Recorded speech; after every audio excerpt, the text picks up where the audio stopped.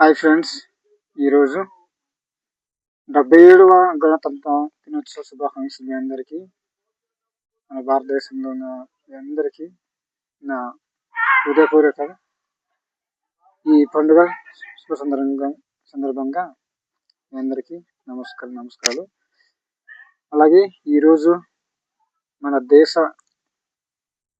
దేశాన్ని ఎంతగానో ప్రాణత్యాగాలు చేసిన మన పౌరులు, మహనీయులు, నాయకులు డాక్టర్ బి అంబేద్కర్ గారికి, మహాత్మా గాంధీ గారికి, వల్లభాయ్ పటేల్, బిర్సా ముండా, అల్లూరి సీతారామరాజు గారికి, ఝాన్సీ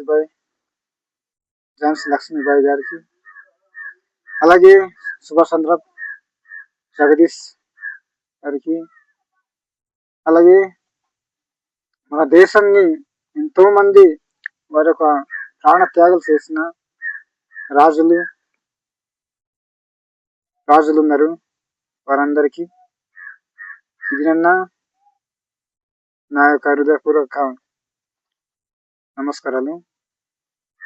నిజంగా ఈరోజు మేము ఇంత ప్రశాంతంగా బ్రతుకుతున్నామంటే కారణం ఫ్రెండ్స్, ఆ మహనీయులు ఈరోజు మమ్మల్ని, ఈ దేశాన్ని వారి యొక్క ప్రాణాలు లెక్క చేయకుండా, వారి యొక్క రక్తాన్ని సిందించి, వారి యొక్క ఆ శరీరాన్ని మన గురించి, ఈ దేశం గురించి అర్పించి మనకు స్వాతంత్రం ఇచ్చారు. మనం ఇంత ప్రశాంతంగా బ్రతుకుతున్నామంటే కారణం ఆ మహనీయులు. ఈరోజు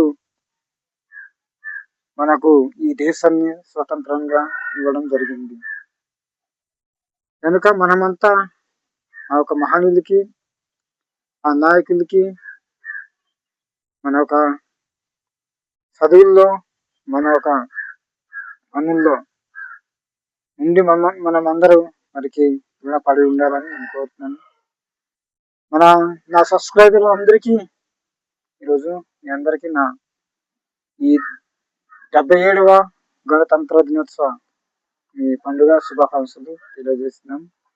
ఫ్రెండ్స్, మీ అందరు కూడా ఈ దేశానికి ఎంతోగానో రుణపడి మన దేశ గౌరవాన్ని మీరు కాపాడాలని మీరు కోరుకుంటున్నాము.